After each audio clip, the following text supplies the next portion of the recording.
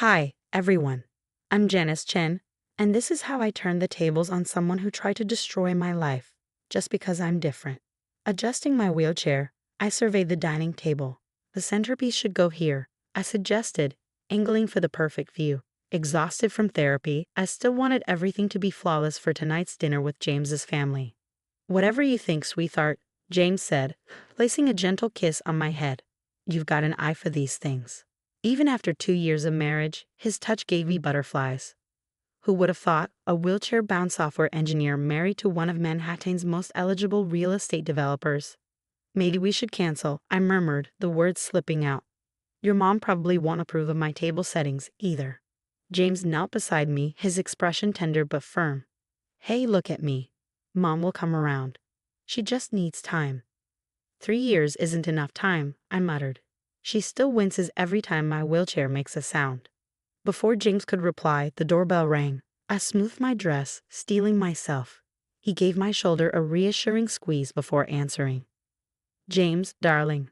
Victoria's voice echoed as she breezed in, barely glancing my way. Her perfume lingered as she surveyed the room. Oh, you've rearranged again. Janice did a beautiful job, James said warmly. Victoria sniffed. It's different. She turned, a gleam in her eye. Speaking of different, I brought someone along. Caroline Wilson's daughter, remember her? She just finished her MBA. Mom, James said, his tone icy. I'm happily married. Of course, James, she replied, feigning innocence.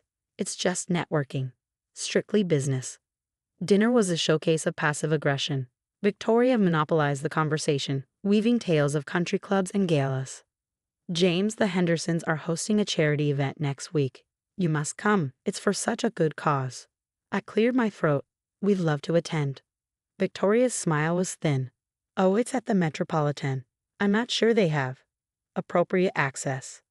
They do, James interjected. I checked their website. Fully accessible. Victoria's tone remained syrupy sweet.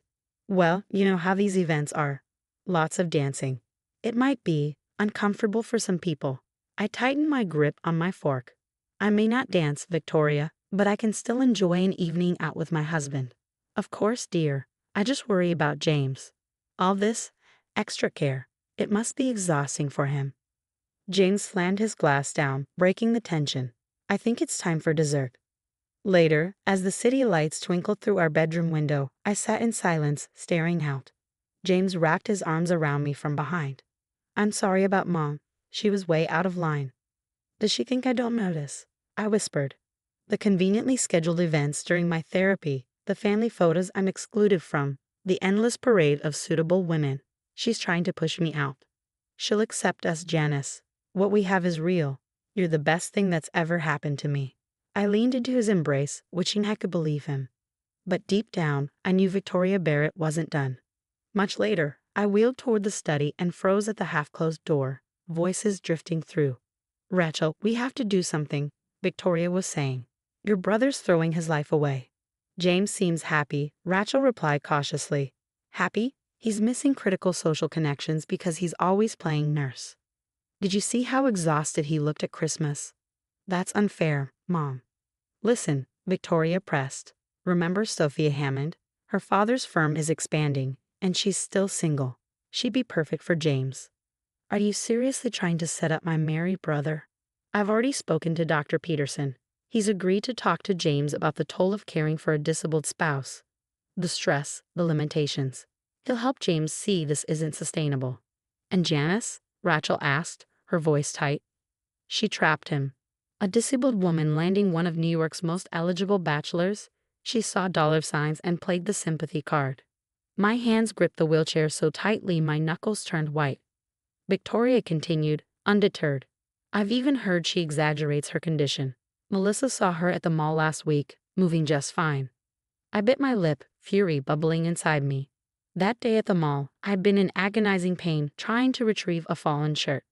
My phone buzzed with a message from James. Dinner tonight with the Thompsons. Mom arranged it at La Jardin. My stomach dropped. I knew that restaurant, a grand staircase at the entrance, no ramp, no elevator. That evening as we pulled up, James jumped out, then froze. I swear I didn't know. Of course you didn't, Victoria said smoothly, stepping out of her car, her face a mask of faint surprise. Oh dear, I completely forgot about the stairs. How embarrassing. Victoria exclaimed with mock innocence as the Thompsons arrived, clearly uncomfortable as James struggled to navigate the situation. We can go somewhere else, Mr. Thompson offered, trying to ease the tension. Nonsense, Victoria said quickly. We'll never get another reservation at this hour. James, dear, Janice won't mind if you handle this one alone, right? She understands business comes first. Actually, I interjected, pulling out my phone with a calm smile. I made a backup reservation at the River Cafe. They have a beautiful, accessible waterfront space. I also heard Mr. Thompson enjoys their famous chocolate cake. Mrs. Thompson's face lit up. The River Cafe? That's my favorite. Much better choice. Victoria's smile turned brittle as the group turned to head back to their cars. James helped me into ours, then paused, his brow furrowed. You knew this would happen, didn't you? He asked. Let's just say I've learned to have contingency plans, I replied. I'm so sorry, he said, guilt heavy in his voice. I should have checked. It's not your fault, I said gently, but then my tone hardened. But James, there's something you need to know about your mom and Dr. Peterson. As I recounted the conversation I'd overheard, I watched his face shift from confusion to anger. Victoria's mask was finally slipping, and maybe, just maybe, that wasn't such a bad thing. The next day, as I worked at my computer, James walked up behind me and began massaging my shoulders. How's the new database project coming along? Actually, I've been working on a different kind of database lately, I said, pulling up a spreadsheet filled with dates, screenshots, and messages. His brow furrowed. What's this? Your mom's been busy on social media, I said, clicking through the files. Remember Linda from the hospital board? Her daughter's in a wheelchair too. Victoria blocked their entire family from country club membership last year. James's jaw tightened. Are you serious? Here's more, I said, scrolling down. This is what she wrote about the Hendersons after they adopted a child with Down syndrome. Some people just love collecting sympathy points. This is disgusting, James said, his voice low and furious. How did you get these?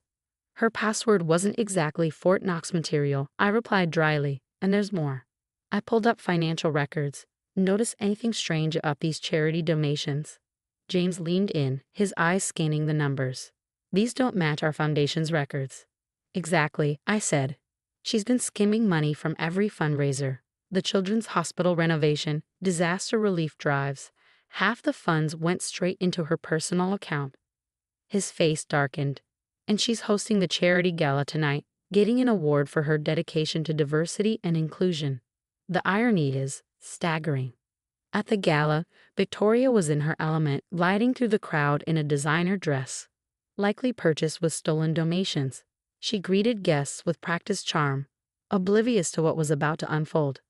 Ladies and gentlemen, the board chairman announced, stepping up to the podium, before we present our Humanitarian of the Year award, we have some additional materials to share. The giant screen behind him lit up, displaying Victoria's social media posts. Her face drained of color as her hateful words filled the room. Disabled people should know their place, preferably not in public. Gasps rippled through the crowd. Then came the financial records, revealing the missing charity funds and a damning paper trail leading to her personal accounts. Security, stop this presentation, Victoria shouted, her voice shrill with panic. But it was too late. My daughter isn't broken, Linda said, rising from her wheelchair, and neither is your daughter-in-law. The Henderson's child is perfect just as he is, another voice called out. More people stood, sharing stories of Victoria's cruelty and discrimination. This is ridiculous, Victoria sputtered, her gaze darting around the room. James, tell them this isn't true. James stepped forward, his expression cold. What should I tell them, Mom? That you bribed our family doctor to lie about my marriage? That you stole from charities? That you've spent years discriminating against people like my wife? I was protecting our family's reputation, Victoria shouted. By tearing others down, I wheeled forward, meeting her panicked gaze. By stealing from sick children, you've brought shame on this family, Victoria, and now everyone knows it. Victoria stormed toward the exit, but 2 police officers intercepted her. As they placed her in handcuffs, James leaned down to me. Turns out, he said, his voice soft but resolute, I wasn't the only one investigating those missing funds. As Victoria was led away, my phone buzzed with an email from the Children's Charity Board. They wanted me to help develop an accessibility initiative for all their facilities. Looks like some good might come from this after all, James said, squeezing my hand. I watched the crowd disperse, whispering about Victoria's downfall. Sometimes karma needs a little push, from a girl with tech skills and a wheelchair. Another round of funding secured, I announced, wheeling into our penthouse office. James, deep in a stack of documents, looked up with a grin. That's my brilliant wife. How many millions this time? Enough to launch the adaptive tech program in every major hospital in the state, I replied, beaming. The TV hummed in the background until a familiar name grabbed our attention. Breaking news. Socialite Victoria Barrett pleads guilty to charity fraud and tax evasion. The former chairwoman faces uptoe. Turn it off, James sighed. I shook my head, my gaze steady. Your mother made her choices, every single one of them. My phone buzzed with a message from Rachel. Mom's trying to sell her Hamptons house. Nobody will buy it. They're all afraid of the scandal. James chuckled, breaking the tension. Speaking of houses, guess who just bought the building where Lady Jardine used to be? You didn't, I said, already knowing the answer. I did, and the first thing we're installing is the city's most beautiful wheelchair ramp. The irony wasn't lost on me. The same restaurant where Victoria had tried to humiliate me would soon house my company's new Accessibility Innovation Center. 3 years later, I was finalizing preparations for Tech Without Barriers, our annual accessibility conference, the largest of its kind in the country.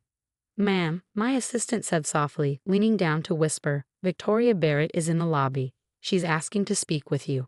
I wheeled toward the glass doors and spotted her. No designer clothes, no air of superiority. She looked older, tired. Janice, please. Just 5 minutes, she said, her voice trembling. I hear you're living in a small condo in Queens now, I said, watching her flinch. Quite a change from the mansion. I've changed, she said, her eyes pleading. I've learned my lesson.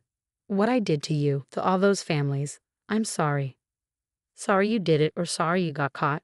I asked, my tone cool. Please, she begged, stepping closer, tears brimming in her eyes.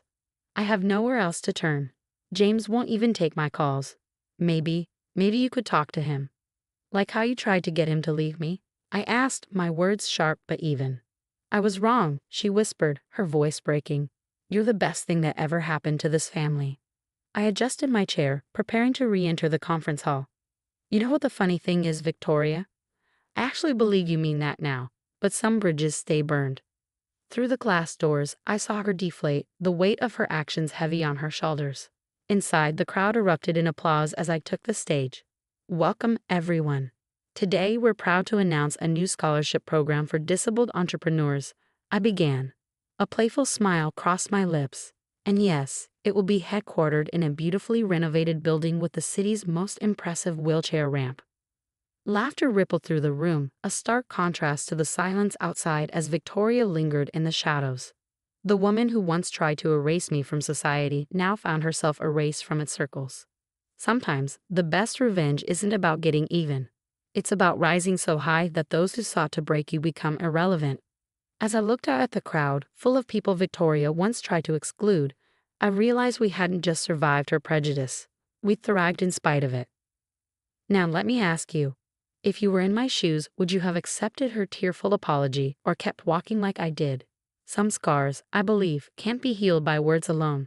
But I'd love to hear your thoughts in the comments below.